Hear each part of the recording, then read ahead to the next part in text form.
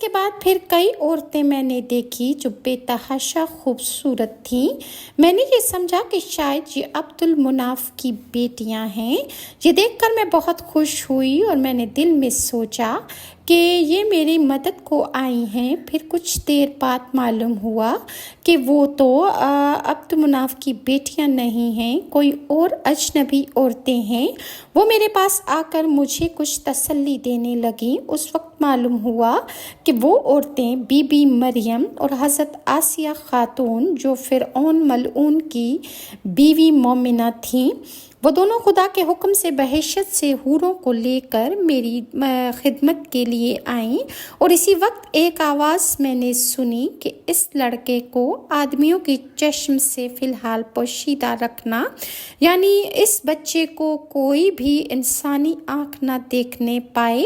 اور پھر میں نے دیکھا